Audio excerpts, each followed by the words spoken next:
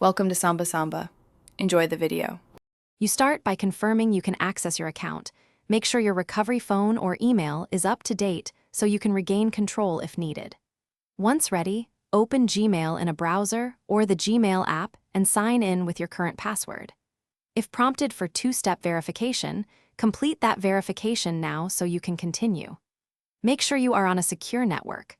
Public Wi-Fi can block verification texts or expose credentials, so switch to a trusted connection before proceeding. Once signed in, click your profile icon, then choose Manage your Google account so you can reach the core settings.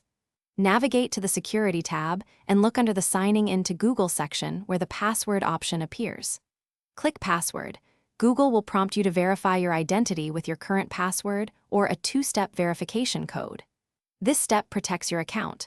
Once you confirm, you will be able to enter a new password, so have your authentication method ready and follow the prompts carefully.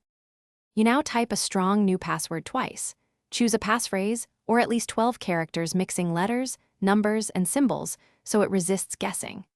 Click Change Password and then sign out of other devices if you suspect compromise. Make sure to update saved passwords in browsers and apps so syncing continues.